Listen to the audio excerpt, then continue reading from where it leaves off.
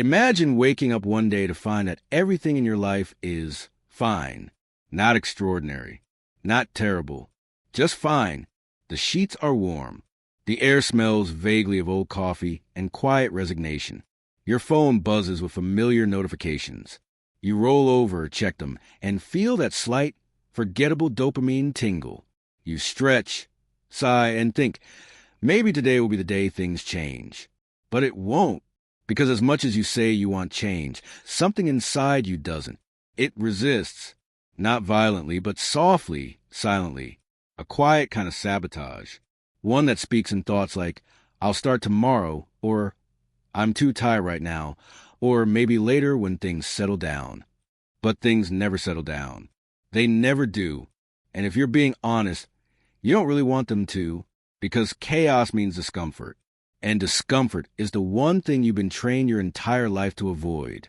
Yet here lies the paradox. You are suffocating in a life of quiet ease. You are drowning in still waters. And still, you hold on, gripping comfort like it's your last breath. What if comfort isn't your salvation, but your prison? What if the real enemy isn't failure, hardship, or fear, but the dull, numbing security that wraps around your life like a weighted blanket soaked in anesthesia? We speak of ambition, growth, and transformation, but recoil the moment they demand sacrifice.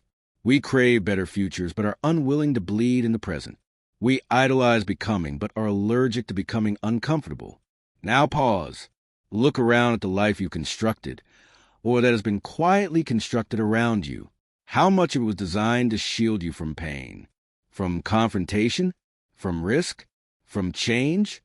Every algorithm, every app, every luxury, every belief, crafted not to liberate, but to insulate. Think of it. We no longer feel hunger before we eat.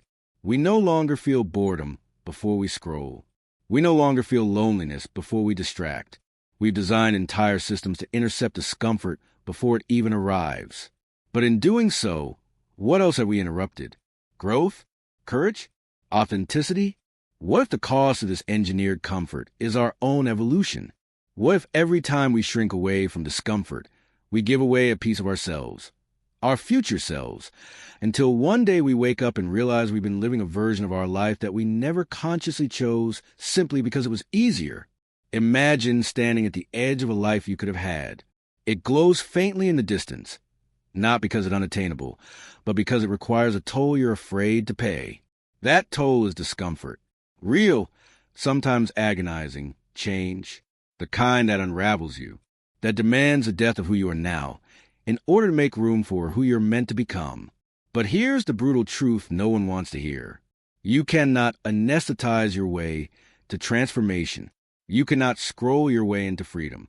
You cannot binge-watch your way into a more courageous life. Yet we try. Every day. We try. We lean into comfort as if it were safety, unaware that it is often the velvet-lined coffin of our potential. What is it, then, that makes change so terrifying? Why do we speak of it with reverence but treat it like poison? Why does the idea of becoming more feel so righteous, but the path to it feels so unbearable? It's not laziness. It's not weakness. It's not ignorance. It's addiction, not to substances, not to people, but to the seductive, sticky, invisible drug of comfort. It's the most socially accepted, technologically enabled, neurologically reinforced addiction of the modern era. And unlike heroin or alcohol or cigarettes, it doesn't smell, sting, or stain. It whispers, it soothes, it seduces, and then it slowly erases you. So the question becomes, what does comfort cost? What version of you is waiting on the other side of pain you never allowed yourself to feel? And who might you become if you stop flinching every time life asks you to grow? Pause here. Feel the weight of those questions. Let them hang in your chest. Don't rush to answer, because what comes next may fracture the foundation of everything you thought you knew about yourself.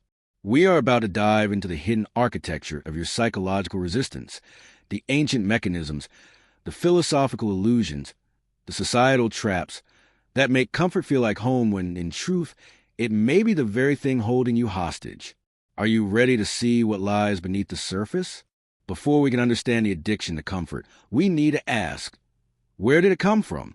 How did comfort, a basic human need for rest and security, becomes something so powerful, so pervasive, that we can no longer discern its influence over our lives. To answer this, we must look deeper into the psychological and philosophical roots of human behavior, into the very fabric of what makes us human. The problem, it turns out, isn't just the allure of comfort. It's the fear of the alternative. Fear is not simply an emotional response. It's an existential force, one that has shaped human behavior since the dawn of consciousness. The question is, what are we truly afraid of when we avoid change? To answer this, we turn to the work of Friedrich Nietzsche, whose exploration of human suffering and transcendence provides a window into our current predicament. Nietzsche proposed that life, in its essence, is a cycle of becoming, a continuous, never-ending process of self-overcoming. But the cost of becoming is discomfort. The very act of transforming requires that we face our deepest fears, confront our weaknesses, and challenge the established order things, both within ourselves and in the world around us. In Thus Spoke Zarathustra, Nietzsche writes, "He who fights with monsters should be careful lest he thereby become a monster. And if you gaze long enough into an abyss, the abyss will gaze back into you." Here, Nietzsche isn't just referring to external battles. He's speaking of the internal struggle to grow, a struggle that brings us into contact with our deepest darkness. This darkness, this abyss, is the fear we seek to avoid when we cling to comfort. It's the unknown, the chaos. Carl Jung, another giant in the realm of psychological theory, framed the human psyche as a battleground between the conscious and the unconscious.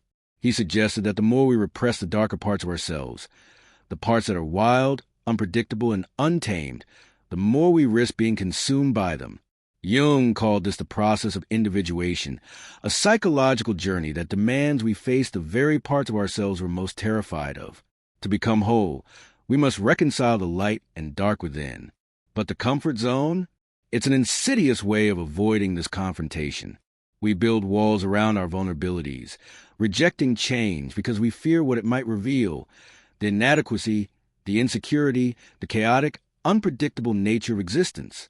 We tell ourselves that the world is too much to handle as it is. So we retreat into the safety of routines, of predictability, of the familiar. But here's the catch. In this retreat, we lose something irreplaceable, the ability to truly feel. The ability to live authentically, with all the messiness and beauty that comes with embracing the unknown. This aversion to change is not just personal. It is cultural. Jean-Paul Sartre, the French existentialist, wrote extensively about human beings' fundamental struggle to find meaning in a world that offers none. To Sartre, human existence is marked by a radical freedom, the freedom to make choices and create meaning out of nothing. But with that freedom comes the burden of responsibility, the responsibility to act, to decide, to change. And for most, this freedom is terrifying. Why? Because choice forces us to confront the uncertainty of our existence. It forces us to grapple with our own absurdity. Sartre called this state of existential crisis being for itself. The moment when we realize that, unlike other beings in the world, we are not defined by an essence. We are not born with a blueprint for our lives. Instead, we create our essence through our choices, through our actions. And this is where the addiction to comfort thrives. It is a desire to avoid confronting the crushing weight of responsibility. It is easier to surrender to routine than to face the vastness of possibility and the existential anxiety that comes with making meaningful choices. This avoidance of discomfort is reinforced by neurological and societal forces. Our brains are wired for efficiency, and that often means avoiding risk and embracing the known. The dopamine system, which governs our reward pathways, rewards us for familiarity and predictability. When we engage in comfortable, familiar behaviors, we are met with small dopamine hits, reinforcing the cycle of complacency. This is not just a matter of willpower, it's biological. Our brain craves comfort because it associates it with survival. But here lies the tragedy. Comfort is an illusion of security. It's not survival we're seeking. It's a temporary reprieve from the existential discomfort of being alive. The paradox is this. The more we seek comfort, the more we entrench ourselves in the very discomfort we fear. We become prisoners of our own desire to avoid pain, while simultaneously deepening the underlying anxiety. that prompts the escape. At a societal level, the culture of comfort has permeated almost every aspect of modern life. Social media platforms, entertainment industries, consumerism. These systems have been designed to keep us hooked on instant gratification, to ensure that the discomfort of boredom, loneliness, and uncertainty never takes root. We are encouraged to numb ourselves with distractions, to seek the path of least resistance, and to value convenience over depth. In his book Brave New World, Aldous Huxley envisioned a future in which people were kept docile through pleasure, comfort, and endless distraction. Huxley's dystopia was not one of oppression, but sedation, a world where people, in their addiction to comfort and ease, lost their ability to think critically, to question, to rebel. The parallels to our own society are stark. The deeper we sink into comfort, the more disconnected we become from what is truly meaningful, both in our personal lives and in the world at large. Comfort shields us from the complexities of existence, yes, but it also shields us from the beauty of becoming, the beauty of embracing change, of growing into something more than we were yesterday.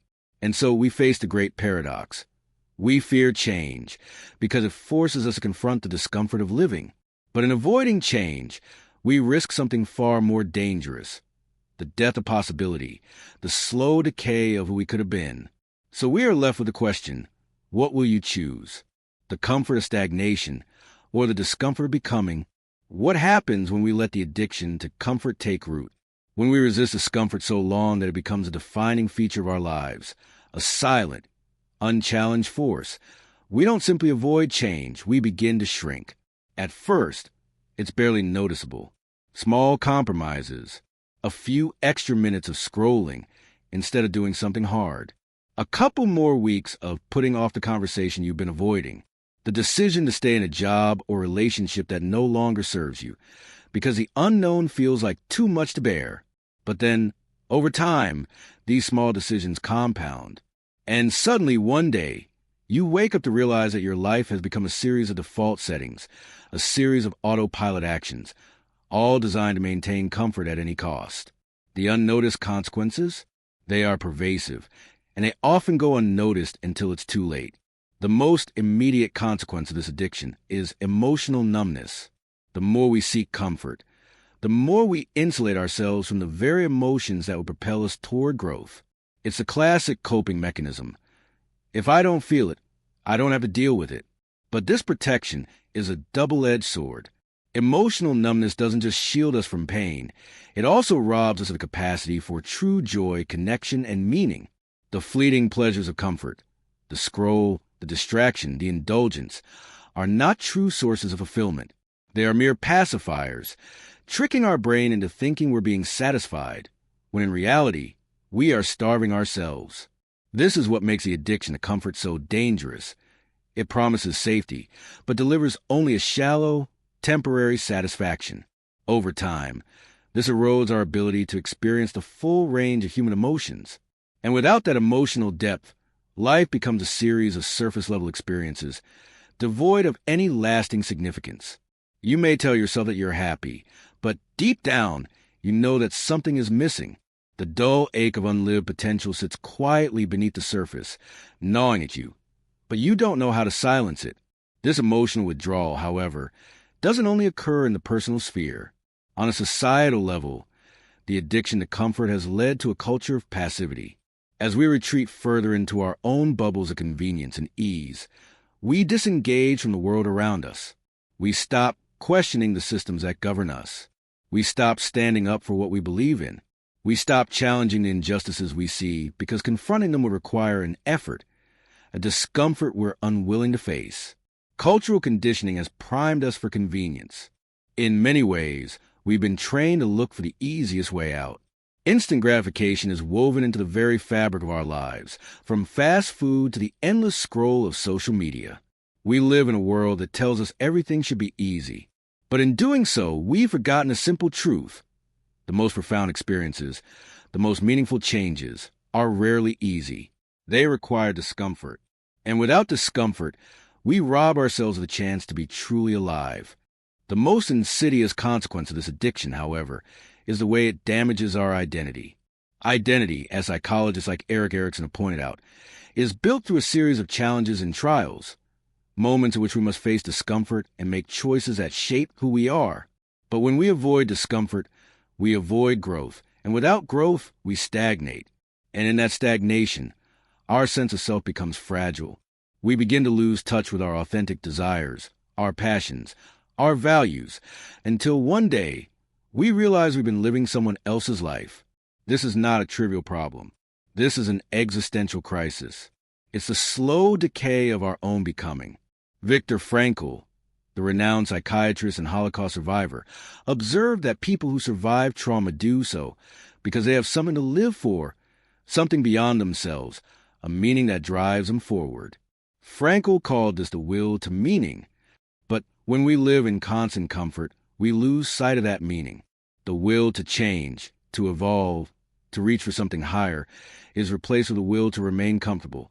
And in doing so, we lose the drive to live fully. Our emotional numbness becomes existential emptiness.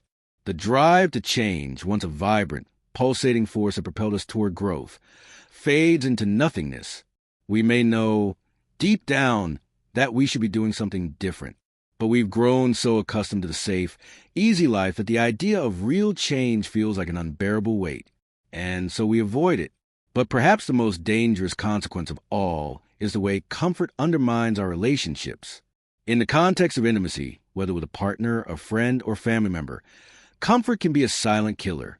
Relationships are built on emotional vulnerability, on the willingness to confront discomfort, to stretch beyond what is familiar and safe. But when we cling to comfort, we avoid the difficult conversations, the moments of true connection, the deep, challenging work that all relationships require. Instead, we find ourselves stuck in shallow interactions where everything seems fine, but no one is truly being seen.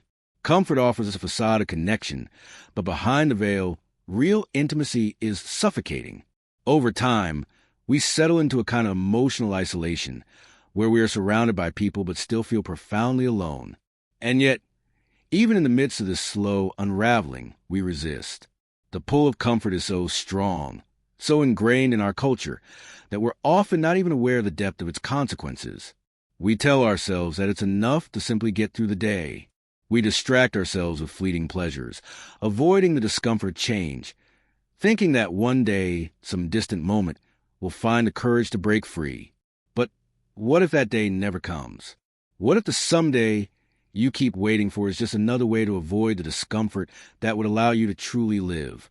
The addiction to comfort, with its seductive promises of ease and security, is not a battle easily won. It takes effort, time, and, most critically, a radical shift in perspective to break free from the grip of comfort.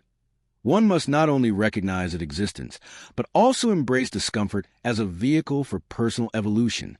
Change, after all, cannot happen in the sanctuary of the known. It only occurs in the territory of the unknown, the untried, the untested. But how do we summon the courage to venture into this wilderness?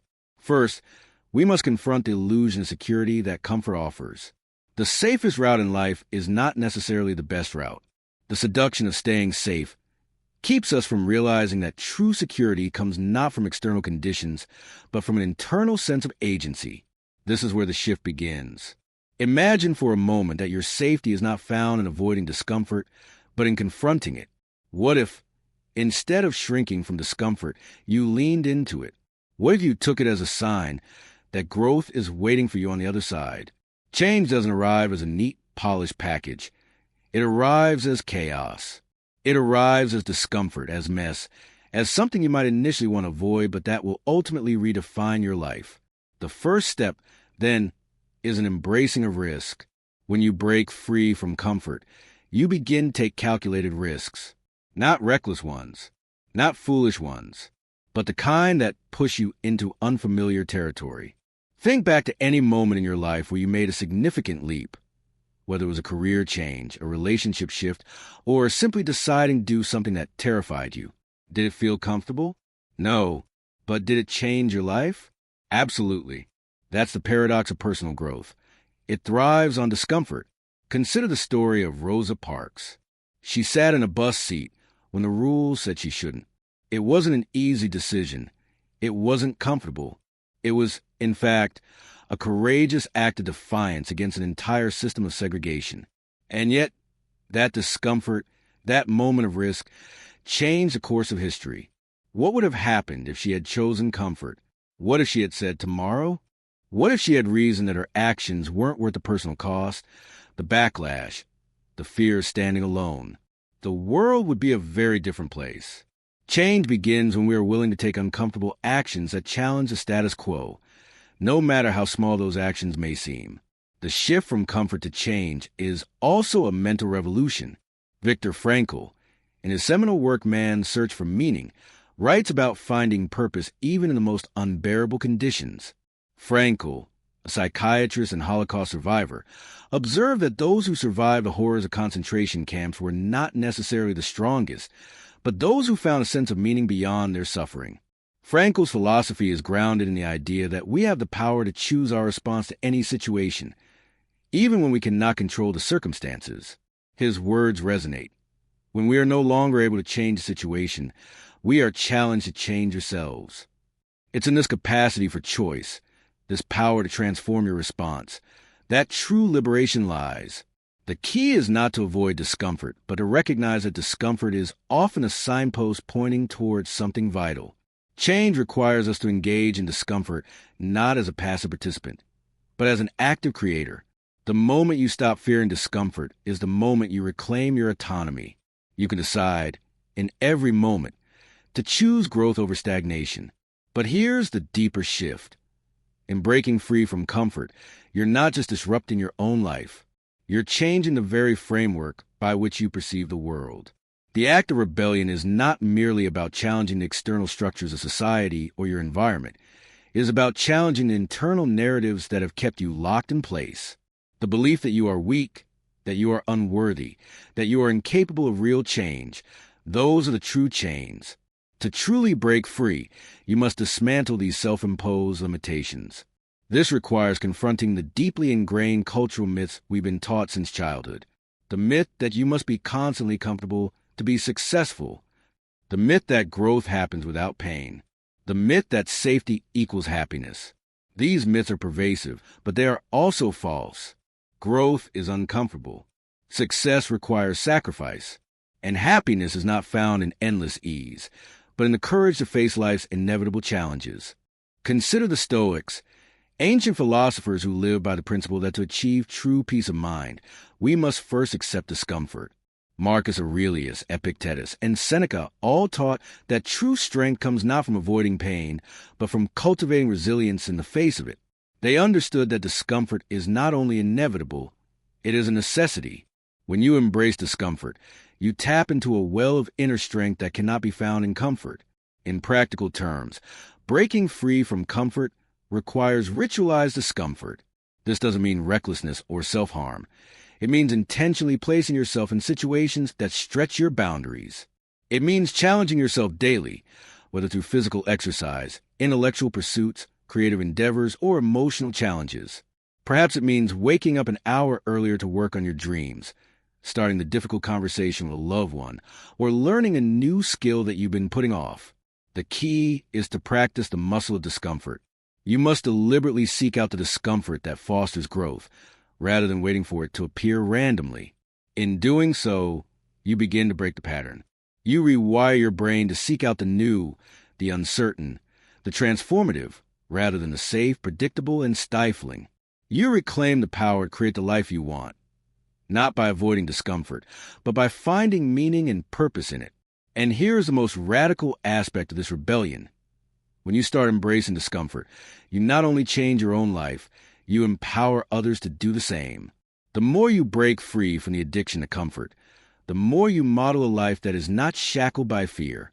In doing so, you inspire those around you to question their own comfortable lives, to step into the unknown, and to experience their own rebirths. The real revolution isn't about changing the world. It's about changing you.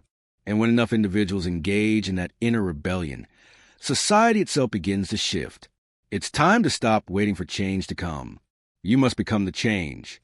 Now that we explore the hidden forces that bind us to comfort, the consequences of that addiction, and the rebellious path to breaking free, There is one final undeniable truth that will shift everything you thought you knew about change. It is a realization that, at its core, the fear of change, the fear of discomfort, is not about losing something. It is about gaining something far more powerful than we can yet comprehend. The ultimate truth about the addiction to comfort is this. The fear of change is not really fear of loss. It is fear of our own potential. Yes, you read that right. It is the fear of what we will become when we stop hiding behind the facade of comfort. The fear of who we will be when we confront the raw, untapped parts of ourselves that we have been avoiding. It is not the discomfort that we fear. It is the power of change, the power to evolve, to redefine ourselves, to step into a version of ourselves that we have never dared to imagine. This truth changes everything. The real reason we resist discomfort is because it forces us to face the reality of our unlimited potential. The moment we allow ourselves to grow, to truly become, we open the door to a life that could be so much greater, so much more intense, and yes, so much more fulfilling than the one we created in our comfort zones. The addiction to comfort is not a pursuit of ease, but an avoidance of the unknown nature of our potential. We don't fear discomfort. We fear the power that lies within us, the greatness that is locked behind the walls of safety we've built. Let me ask you this. How many times in your life have you faced a challenge that, in hindsight, changed you fundamentally for the better?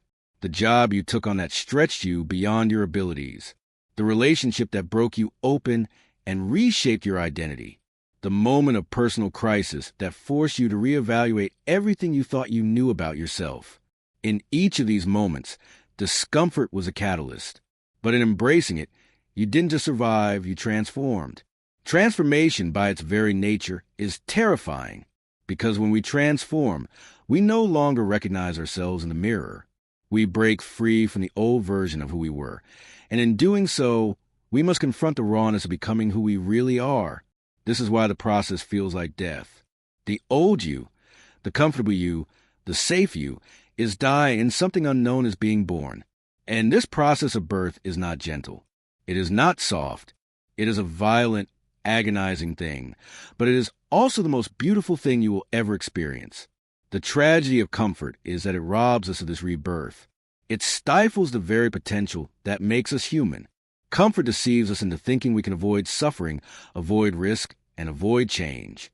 But in doing so, we lock ourselves in a cage of mediocrity, forever fearing the flames of transformation. But here's the deepest, most liberating realization. You cannot escape this truth. Whether you choose to confront it now or later, discomfort and change will always come for you. The choice is not whether to avoid discomfort. It is whether you will embrace it and become the person you are meant to be, or whether you will cling to the false promise of comfort and miss out on the fullest version of yourself. This is a great irony of life. By avoiding the very things we fear most, we simultaneously avoid the things that would set us free. Change, discomfort, and risk are not enemies to be feared. They are the architects of your freedom. And the moment you realize that, you will understand that the discomfort you've been running from is actually the very thing you need to run toward. In the final analysis, comfort is not the true measure of a successful life. Growth is.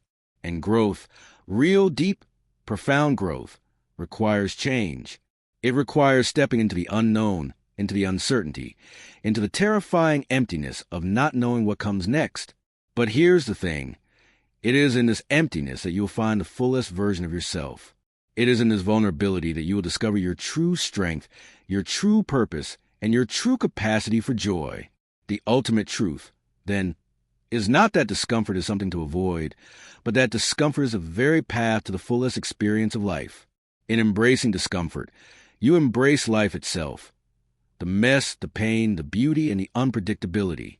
In stepping outside your comfort zone, you will not only unlock your potential, but also learn to navigate the world with a new sense of freedom. It's time to stop waiting for a moment when life will become easy. It won't. But the paradox is this.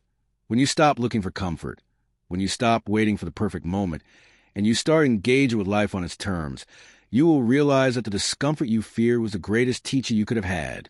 You may never feel completely comfortable again. And that is okay, because, in the end, the greatest comfort is not the absence of discomfort, but the peace that comes from knowing you are constantly evolving, constantly becoming and always growing.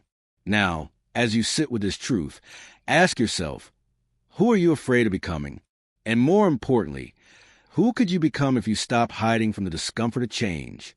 The answers to these questions will reveal the truth about the life you've been waiting to live, and the courage you must find to step into it.